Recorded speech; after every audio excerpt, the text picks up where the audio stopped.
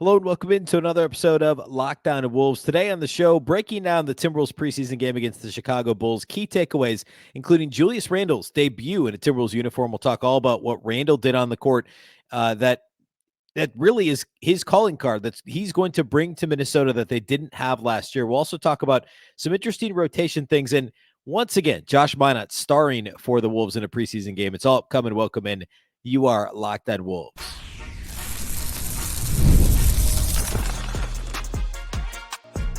You are Locked On Timberwolves, your daily Minnesota Timberwolves podcast. Part of the Locked On Podcast Network, your team every day.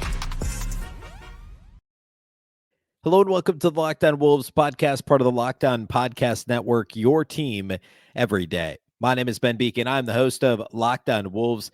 Today's episode is sponsored by FanDuel. You can start the season with a big return on FanDuel. Place your first $5 bet. You'll get started with $200 in bonus bets, guaranteed. Visit FanDuel.com to get started.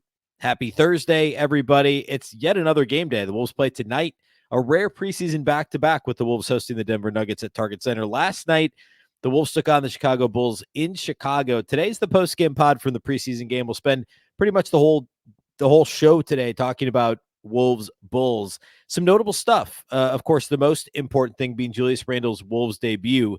So a lot to get to. I want to talk about the rotation. I want to talk about Josh Minott once again, who wasn't in the rotation. That was a bit of a surprise. So we'll get to all that here today.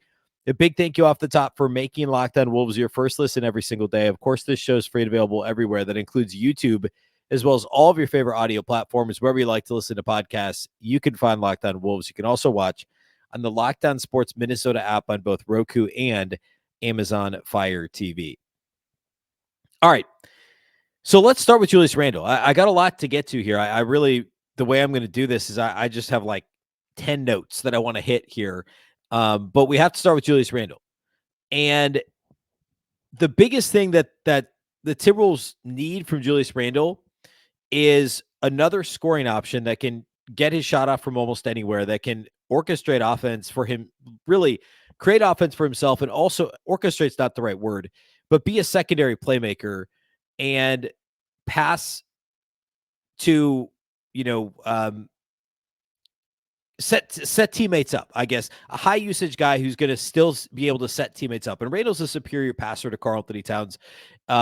He's obviously not going to set the table in the same way that Anthony Edwards would if Ant is running, pick and roll, or if Mike Conley's on the floor. It's not the same, but it's what the Timberwolves wanted to get out of Karl-Anthony Towns. And the advantage Randle has over Cat is he's just a better passer. So the passing thing and also the ability to score and score in the half court when there's nothing else going on are going to be really important things. And I think we saw everything in this game. I mean, Julius Randle played what? I mean, how many minutes did he play? 26 minutes. And it basically was the gamut. Like everything that I expected to see from Julius Randle. Early on, it was clunky. There was some miscommunication. He threw the ball out of bounds once when he thought he was going to throw it to Ant. Ant was going to go to work. Randle was going to clear out. Ant was trying to clear out so that Randle could go to work. So I guess the unselfish kind of miscommunication there. There were a couple of moments where it looked like it was going to be a my turn, your turn sort of situation, which you saw a lot of between Cat and Ant a couple of years ago. It just felt a little clunky. But as the game wore on, it very rapidly became less clunky. In the second quarter, there was Anthony Edwards was posting up on the left block, and Randle cut from the top of the circle. And Nikola Vucevic had his head turned, didn't see him cut at all. Ant fed Randle with a nice pass for a dunk. I don't know how much we're going to see that, but like with everybody paying attention to Ant, like that's kind of the idea, right? If everyone's paying that close of attention to Anthony Edwards, then other guys who move without the ball should be able to get themselves some easy buckets. And Randle should get an easy bucket or two a game doing that. And a guy who wants to score the basketball as much as Julius Randle should be more than happy to take advantage of it. That was one example where I thought things started to kind of take off in the right direction for Julius Randle. The other kind of stretch in the game that was really, really good from Julius was in the third quarter. He scored on consecutive possessions, just playing bully ball. Once was he took a face-up opportunity from the perimeter and basically a straight line drove to the basket, finished through some contact that wasn't called, and scored. The next time down the floor, it was a post-up opportunity. Now, it was against Kobe White, so yeah, he should have scored. There could have been a foul called initially. White had both hands on his hips. Like, that's a foul, every single day of the week. That wasn't called. But it ended up being an and one, so it was better because Randle just continued to back down White, finished through some contact, was fouled a couple different times, scored, and I believe completed the and one. It was vintage Julius Randle. He also had one really kind of tough, like, left shoulder turn to the middle of the paint, like a 10-footer turnaround, created space with his shoulder, knocked it down. A difficult shot, but that's how Julius Randle plays. Those are the types of shots he likes to attempt, and he's really good at those. He finished 6 of 12 from the floor. Interestingly, did not shoot a single three-pointer in his Timberwolves debut. So we have yet to see Julius Randle attempt a three-pointer in a Timberwolves uniform. 15 points on 12 shots, 6 boards, 5 assists, 2 turnovers, 1 steal. And again, 6 of 12 shooting, 3 of 4 at the free throw line. Outside of just the clunkiness in the first quarter, he really looked comfortable and looked the part of this kind of secondary scorer for the Wolves. They didn't run that much stuff for him. They tried to run something for him very early in the game and didn't really get him a clean look, but it was more just playing off of Anthony Edwards. And I'd have to go back and look. I don't think he played very much without Ant on the floor, but that's kind of I said this the other day. Like, I think in the regular season, the vision here is, Randle and Ant obviously start together. One of them leaves midway through the quarter. One of them come, and then the other one will eventually leave. And then the idea would be to mostly stagger them, right? So you're very rarely playing minutes without Ant or Randle on the court. Those are the two guys who are most adept at creating their own shot and creating their own scoring. DiVincenzo would be the other one, and I guess Reid, but obviously Naz didn't play in this game. So I should have said that off the top. Reid didn't play. Shoulder impingement is, I think, what they're calling it. Not serious, precautionary. It's preseason. We'll see if he plays Thursday. I would guess not. But anyway, I thought Randle looked very comfortable. And if this is the version of Julius Randle the Wolves get more often than not, this trade could end up looking very good. If he could pick his spots, be effective when he does so, score in a variety of ways, create for teammates. He had 5 assists in the game. I think he had 3 in the first quarter alone. Just looking very, very comfortable, even with a new set of teammates. Like, he had a couple nice passes at DiVincenzo, but everybody else is new for him. And I thought he played really well overall. Another one here off the top that I want to hit, might as well just keep talking about Donte DiVincenzo or the newcomer. So we'll go to DiVincenzo, and then I want to hit a big rotation point here in just a moment. First, let's talk about DiVincenzo. Related to the rotation point, Donte DiVincenzo essentially played backup point guard in this game. Now, he's not a pure point guard, but neither is Nickeil Alexander-Walker. And frankly, Rob Dillingham is really more of a shooting guard in a point guard's body anyway. So DiVincenzo in this game, he was able to squeeze the trigger 17 times in 28 minutes. He was second on the team in minutes, second on the team in field goals attempted. DiVincenzo, by the way, shot 13 threes, and Ant shot 16 threes. They combined to go 6 of 29 outside the arc in this game. That's basically 20%, by the way, DiVincenzo and Ant together. Those guys are better than that. There were certainly some forced threes, and I'm sure Chris Finch will talk to them about shot selection. But anyway, the point I wanted to make here, I don't want to get too into the weeds on that. We'll get back to the three-point shooting. DiVincenzo essentially ran the backup point guard role for the Wolves. I thought he initiated more, I bet if we went back and tallied it, I think he initiated more offense than Nickeil Alexander-Walker in this game. And that's fine if the Wolves are going to use him as more of he can play point guard, he can score for himself, he can be that scoring guard. I do think it's going to be a combination of those 3 guys I mentioned, DiVincenzo, Alexander-Walker, and probably Rob Dillingham some nights where they're kind of taking turns running the offense. Joe Ingles to some extent as well. We saw him run a couple of fast breaks. I don't know, medium breaks, not slow. They were slow-mo, quote unquote, fast breaks. They weren't fast breaks either. They were, we'll call them medium breaks. But yeah, I think it'll be a timeshare. I don't know, job share. I think the role will kind of shift. Who's actually initiating offense? It ultimately doesn't matter as long as you can have control over it. Somebody can have the controls in the half court, and there's a reasonable push and pull with the pace. I don't think it really matters all that much who's the quote unquote point guard with the second unit, as long as there's multiple guys that can do it, you can find the right guy in the right point in time to kind of helm the team. All right. Speaking of point guards and the rotation, there's a player who didn't see any rotation minutes until the second half of the fourth quarter, which at that point was preseason, not technically garbage time because it was a close game, but it was preseason garbage time. We'll talk about that here next.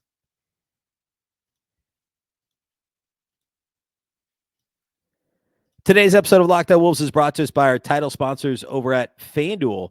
Hey, fans, you can start the season with a big return on FanDuel, America's #1 sportsbook. NFL fans, of course, there's a Thursday night game tonight. It's New Orleans and Denver, which, by the way, that's an interesting one. I think I think Denver's favored by 2.5 on that one. I don't know that I love that. I know the Saints are starting the backup quarterback, but the Broncos also have a rookie quarterback, so that's pretty interesting. That's Thursday night's game. Of course, there's also a full slate on Sunday. You've got 2 Monday night games this week, so go check that out. You can also, if you get the hunch in the middle of an NFL game, you can check out the latest stats, view live play-by-play, and so much more on the same page in which you place your bets. Also, NBA win totals. The Timberwolves right now, they were at 52.5 prior to the cat trade. They stayed at 52.5 for a while. That's now actually gone down to 51.5. 51.5 for Timberwolves win total on FanDuel. I would take the over on that. I know the West is tough, but I would take the over. The Knicks, by the way, we're at 52.5, went up to 54.5. Now they're down to 53.5. I still would probably take the over on the Knicks too, because the East is so mediocre at best. Well, I don't know. Compared to the West, it's not good. I'd take the over on both the Wolves and the Knicks.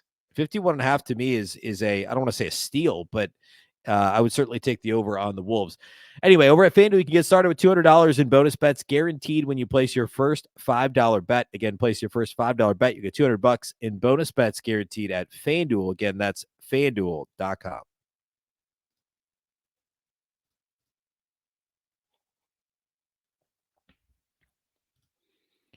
All right, we talked a little bit about backup point guard.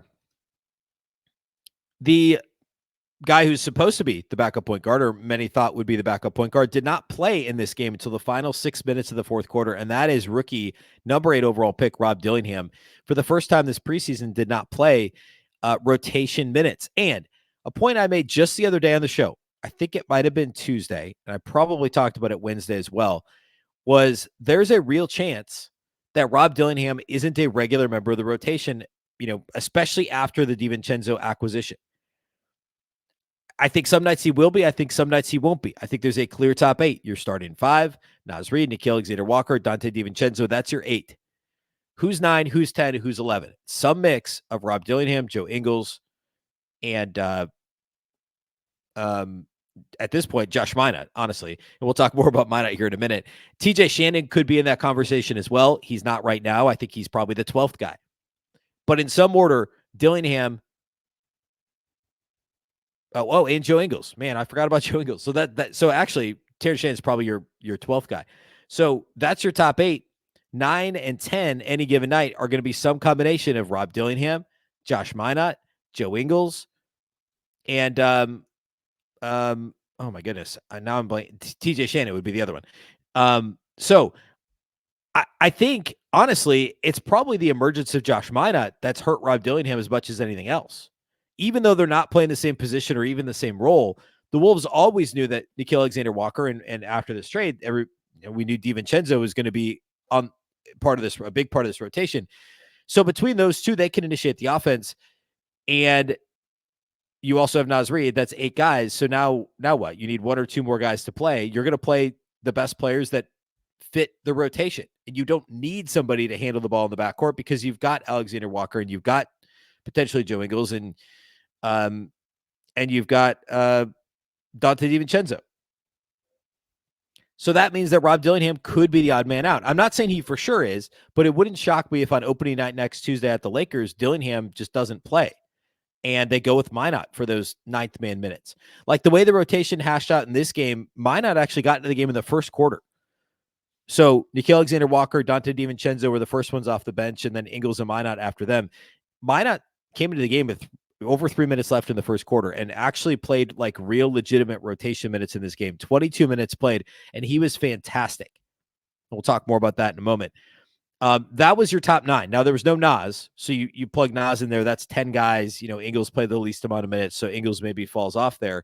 But maybe it's Minott. It's probably a combination. Those guys probably both play, but not quite as much. You might get 10 minutes of Joe Ingles and 14 minutes of Josh Minott, but Nas Reed's going to pick up a lot of those other minutes. So is it Rob Dillingham that's the odd man out here? I think the answer is probably. Or as I said the other night or the other day on the show, it probably depends on the matchup. It probably depends on who the opponent is. It probably depends on who's on the floor for the opponent. It probably depends on game flow and what's the score and what's the situation. But there's a clear top 8 in this rotation. It's 9, 10, 11, and maybe 12 that are up for discussion. And right now, TJ Shannon's certainly also on the outside looking in. So both first-round picks only played 6 minutes. I thought it was interesting. Like, obviously, Finch wanted to get something of like something resembling a regular season rotation going. It's tricky with no Nas Reid. And like nobody played more than, Ant played 30 minutes, but like Conley only played 17 and McDaniels only played 23 and he wasn't in foul trouble. So clearly nobody was playing like real minutes. So I thought it was interesting that the rookies still only got 6 minutes because you only have 5 preseason games. It makes sense to let the rookies play as much as possible to get them at least something resembling real NBA action under their belt. We'll see how Thursday goes. If they being a back-to-back, if it's a young player heavy game, and especially given those guys barely played on Wednesday, there's a chance they play more significant minutes on Thursday night. But I thought that was notable that's how the rotation shook out. Another notable thing, Jaden McDaniels as a playmaker. We saw a little bit more of that in this game than we've seen of late. He had 5 assists in 23 minutes. Some pretty interesting assist total numbers in this game, by the way. Julius Randle with the 5 we talked about. McDaniels with 5. DiVincenzo with 5 in 28 minutes. Again, he ran a lot of point guard. And by the way, I mentioned Dillingham only playing 6 minutes. It was a quintessential Dillingham line from what we've grown to expect already in just, 4 preseason games in Summer League. He squeezed the trigger 3 times, got off 3 shots and a 3-pointer, missed them all in 6 minutes.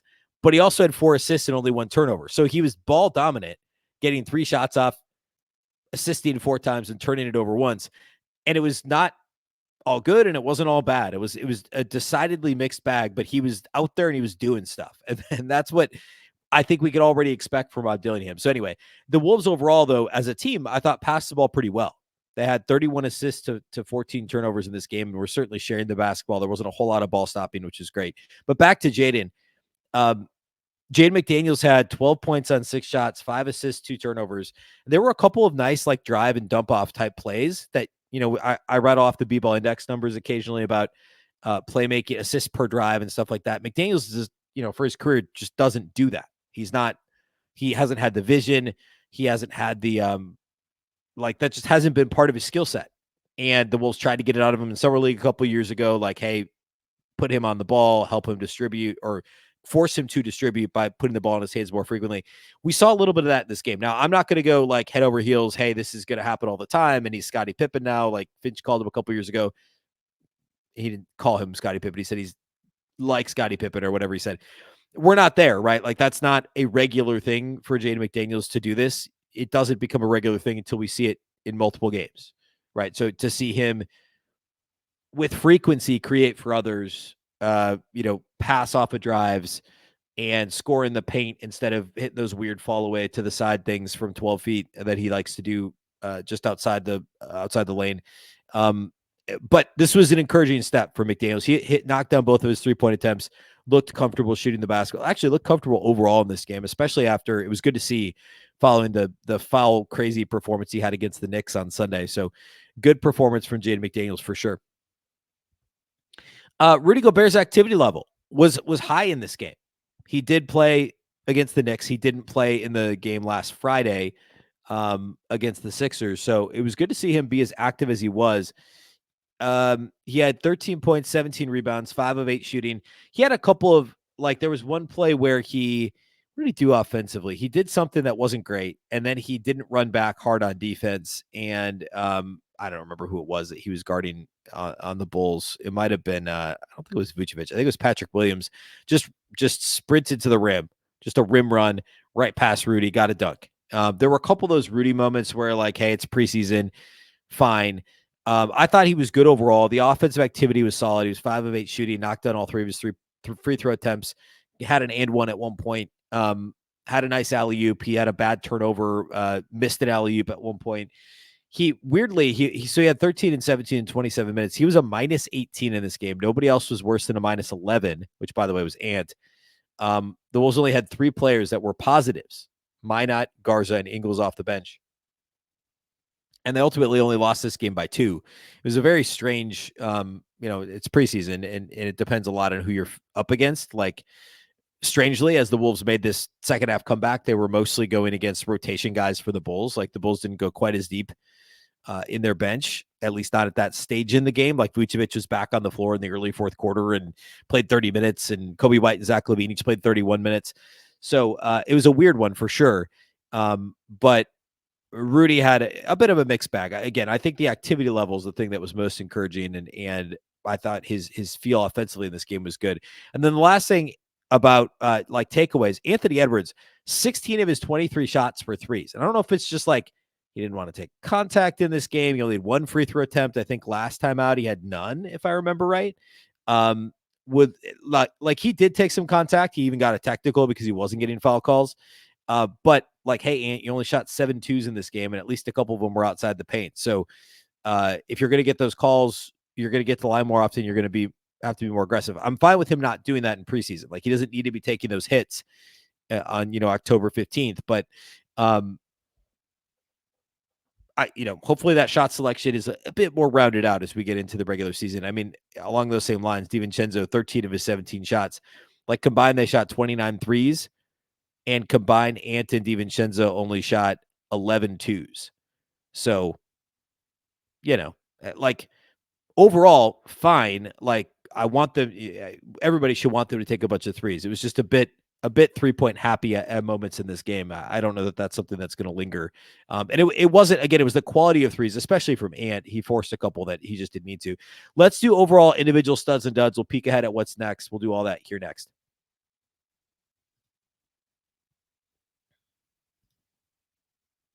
Today's episode of Locked On Wolves is brought to us by Hims. Guys, your sex life is important, but your schedule is busy. You don't have the time to go to a doctor's office to get treated for ED.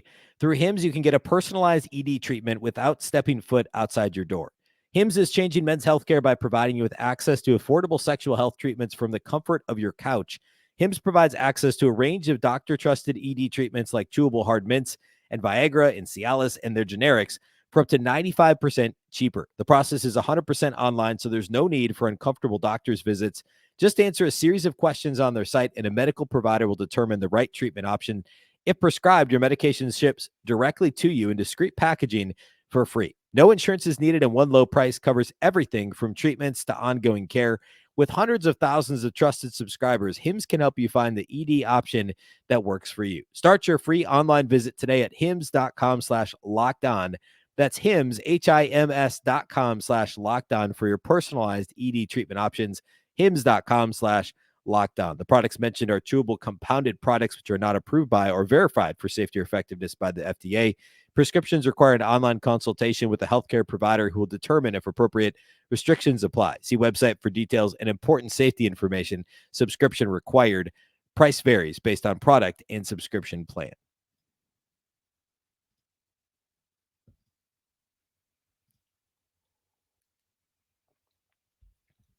All right. Individual studs and duds for this one. I would say that the best player on the floor is obviously Josh Minott for the Wolves. He had this flurry at the end of the third quarter that was crazy. He hit a couple threes. He had, he hit 1 3, and then he looked like he was going to throw it down on somebody, got fouled, got an and one with a layup, and then he hit like a crazy corner 3 after the Wolves forced a turnover, hit a corner 3 that he just kind of threw up there with it wasn't a heave. It was from the corner, but it was like, the way he shot it was like falling out of bounds kind of 3-pointer. So a little bit of good fortune maybe mixed in, except for this has now become normal for Josh Minott. We have seen this repetition.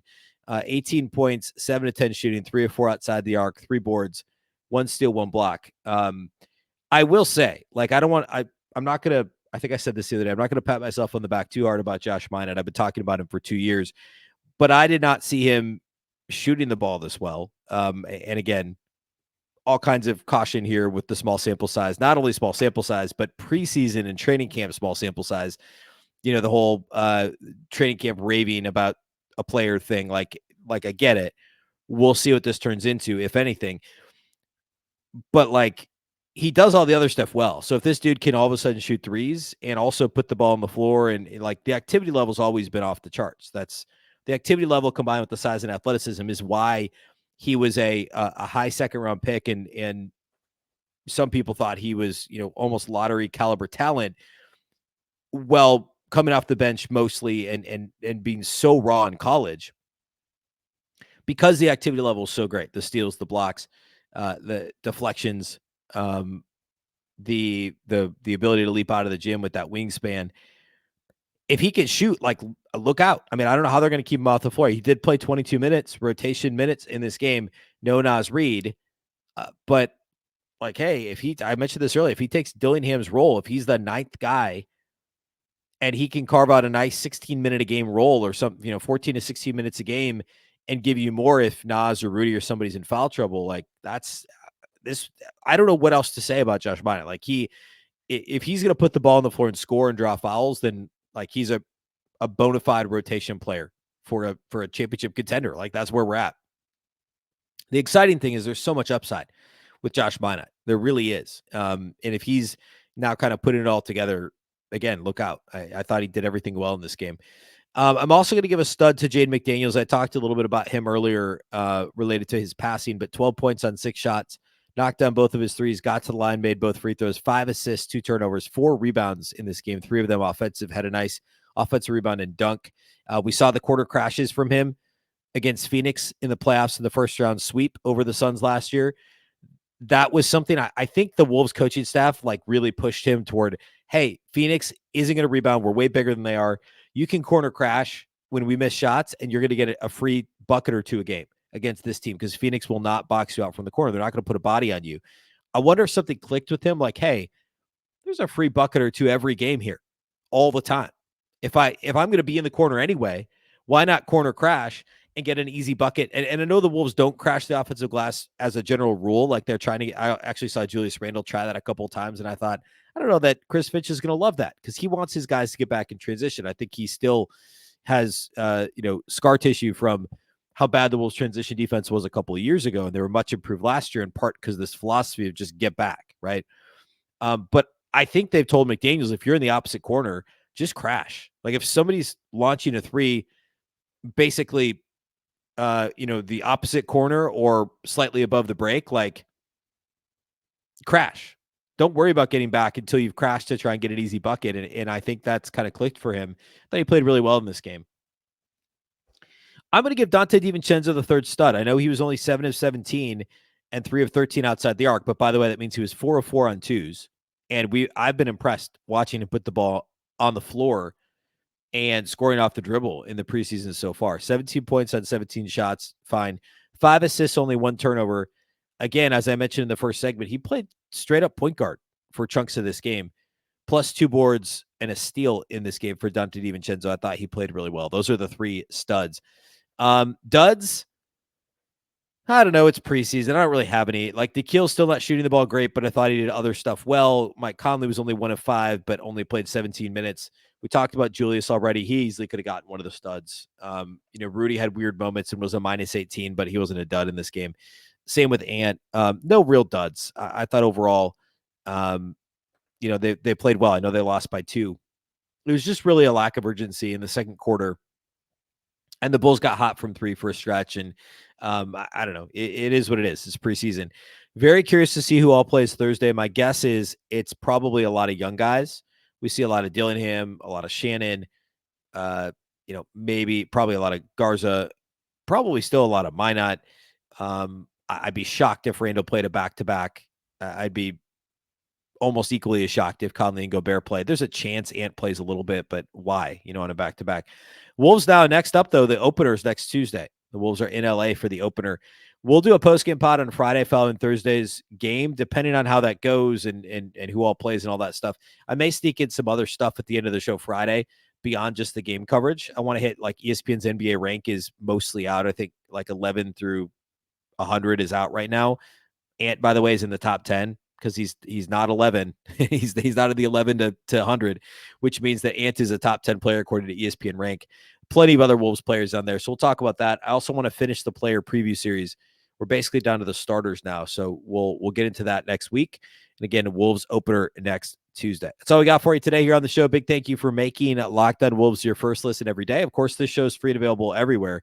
That includes YouTube as well as all of your favorite audio platforms. Wherever you like to listen to podcasts, you can find Locked On Wolves. You can also watch on the Locked On Sports Minnesota app on Roku and Amazon Fire TV. And you can follow on X at Locked On T Wolves and also at Beecken with 2 B's, 2 E's, CKEN. A reminder that for your second listen, you can check out the Locked On NBA season previews on Locked On NBA, from the East and West contenders to the potential tanking teams, a 6-episode series with everything you need to know about the NBA season.